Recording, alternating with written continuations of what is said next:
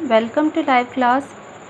हमने अपनी पिछली क्लास में पढ़ा कि सर्वनाम क्या होते हैं और उसके कितने भेद होते हैं। आज हम अपनी क्लास में सर्वनाम के भेदों के परिभाषाएं और उसके उदाहरण पढ़ने वाले हैं। सबसे पहला है पुरुषवाचक सर्वनाम। पुरुषवाचक सर्वनाम वो है जो बोलने वाले, सुनने वाले और किसी तीसरे व्यक्ति के पुरुष में तीसरा जो व्यक्ति होता है उसके संदर्भ में प्रयोग होता है। ये पुरुषवाचक सर्वनाम कहलाता है। अब पुरुषवाचक सर्वनाम के 3 भेद होते हैं: उत्तम पुरुष, मध्यम पुरुष और अन्य पुरुष। उत्तम पुरुष का अर्थ होता है बोलने वाला या वक्ता कह सकते हैं। सर्वनाम शब्द जो उत्तम पुरुष होते हैं अर्थात जो बोलने वाले के स्थान पर प्रयुक्त होते हैं, ऐसे सर्वनाम पुरुषवाचक सर्वनाम कहलाते हैं। जैसे मुझे नींद आ रही है, हम दिल्ली जा रहे हैं, यहाँ पर क्या हो गया? पुरुषवाचक। उत्तम पुरुष क्या होते हैं? मेरा, हमारा, हमको, मुझे, मुझको, यानी अपने खुद के जो बोलता है उसके बारे में जो बोलते हैं वो सर्वनाम शब्द पुरुषवाचक सर्वनाम होते हैं। फिर है मध्यम पुरुष यानी सुनने वाला।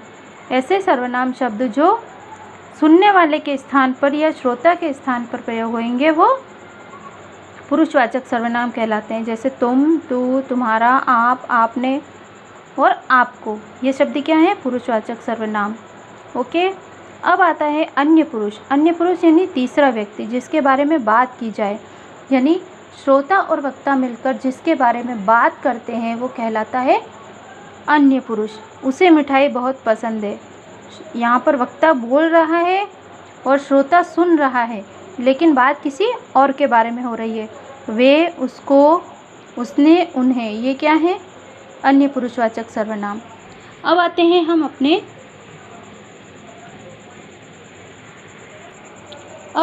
निश्चयवाचक सर्वनाम। निश्चयवाचक सर्वनाम यानी जो सर्वनाम शब्द किसी व्यक्ति या वस्तु की ओर निश्चित संकेत करें वे निश्चयवाचक सर्वनाम कहलाते हैं। जैसे मैं कह दूं यह पेंसिल मेरी है ना, तो ये निश्चित है कि ये पेंसिल मेरी है। इनको संकेतवाचक सर्वनाम भी कहते हैं। अब आता है अनिश्चयवाचक। ऐसे सर्वनाम शब्द जो किसी व्यक्ति या वस्तु की ओर निश्चित संकेत नहीं करें वो अनिश्चयवाचक सर्वनाम। मुझे यहाँ कुछ गड़बड़ लग रही है, लेकिन निश्चित नहीं है कि गड़बड़ है या दरवाजे पर कोई है, ऐसा शब्द अनिश्चयवाचक सर्वनाम कहलाता है। अब है संबंधवाचक सर्वनाम। ऐसे सर्वनाम शब्द जो संज्ञा या सर्वनाम से संबंध की सूचना दे, यानी वो उनके बारे में वाक्य में किसी से संबंध बताए, वो संबंधवाचक सर्वनाम कहलाते हैं। जैसे जो करोगे वही भरोगे, जैसा कर्म वैसा आपको फल मिलता है, इस तरह जैसा करोगे वैसा भरोगे। प्रश्नवाचक सर्वनाम वे सर्वनाम जो किसी प्रकार के प्रश्नों के लिए प्रयोग किए जाते हैं वे प्रश्नवाचक सर्वनाम कहलाते हैं। ठीक है। जैसे आज किसे पुरस्कार मिलेगा, ये गमले किसके हैं। निजवाचक सर्वनाम, निज यानी अपने स्वयं के लिए जो सर्वनाम काम में आते हैं वो निजवाचक सर्वनाम कहलाते हैं। जैसे कर्ता या संज्ञा शब्द क्या उसके साथ अपनेपन का बोध होता है, निजवाचक सर्वनाम कहलाते हैं। ओके, चलिए अब हैं कुछ नियम। सर्वनाम संबंधी कुछ नियम है कि उसने फल खाया, ये कौन सा? ये एक वचन है। और वचन संबंधी नियम है ये उन्होंने फल खाए, ये बहुवचन हो गया। यानी एक वचन और बहुवचन के आधार पर क्रिया में परिवर्तन और क्रिया के आधार पर सर्वनाम में परिवर्तन हो जाता है। अब एक कारक संबंधी, तुमने यह काम बहुत अच्छे से किया, तुम पर इस काम का दबाव होगा, तो ये जो है वो कारक संबंधी नियम है। ठीक है। अब है लिंग संबंधी, यानी हिमांशु अच्छा बालक है, वह अपना काम ठीक से करता है। मीना रोज़ बाजार जाती है, जमकर खरीदारी करती है। तो इसमें हिमांशु जो है पुल्लिंग के लिए आया, जबकि दूसरे वाक्य में मीना स्त्रीलिंग शब्द के लिए आया है। अब यहाँ पर आपको सर्वनाम शब्दों की रूप रचना दी गई है कि कर्ता के लिए कौन सा एक वचन है और कौन सा बहुवचन यूज़ होगा। इस तरह आप इनको पढ़ेंगे और समझने के प्रयास करेंगे। ओके, इस तरह आज हमने अपना सर्वनाम वाला पार्ट कंप्लीट किया।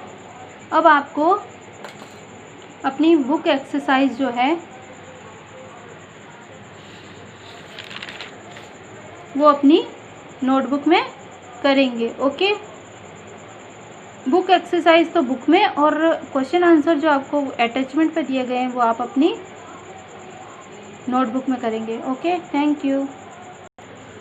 अब है कुछ सर्वनाम संबंधी नियम। जो पहला है वचन संबंधी। वचन संबंधी नियमों में आपको यहाँ पर वाक्य दिए गए हैं, जैसे उसने फल खाया, तो ये है एक वचन का वाक्य, और उन्होंने फल खाए ये है बहुवचन के वाक्य। जो उसने यहाँ पर एक वचन है और उन्होंने बहुवचन है, तो इनके आधार पर क्रिया में परिवर्तन और क्रिया के कारण सर्वनाम में परिवर्तन हो जाता है। कारक संबंधी नियम जो है, तुमने यह काम किया, अच्छे से किया और तुम पर इस काम का दबाव होगा। तुमने, ये हो गया कौन सा कारक हो गया, कर्ता ने। अब यहाँ पर है तुम पर, तो अधिकरण कारक। ओके, लिंग संबंधी नियम। हिमांशु अच्छा बालक है, वह अपना काम ठीक से करता है। मीना रोज़ बाजार जाती है, जमकर खरीदारी करती है। तो पहले वाक्य में जो हिमांशु शब्द दिया गया है, यहाँ पर हिमांशु करना है आपको, है ना। पुल्लिंग के लिए आया है, और दूसरे वाक्य में मीना किसके लिए है, स्त्रीलिंग के लिए। तो जो ये नियम होते हैं उनको हमें ध्यान रखना होता है कि हमें सर्वनाम आने पर, कौन सा सर्वनाम आने पर किस तरह हम उनको बदलेंगे। अब यहाँ पर कुछ सर्वनाम शब्दों की रूप रचना दी गई है। जैसे कर्ता में जो कारक होते हैं उनके अनुसार एक वचन शब्द और बहुवचन शब्द कौन कौन से होते हैं, हमें उनको किस तरह काम में लेना चाहिए, यहाँ पर हमने सीखा। इस तरह हम अपना पाठ कंप्लीट करते हैं, और आपको बुक एक्सरसाइज अपनी नोटबुक में करनी है, और जो नोटबुक के लिए अटैचमेंट दिया गया है वो आपको नोटबुक में करना है। Okay, thank you.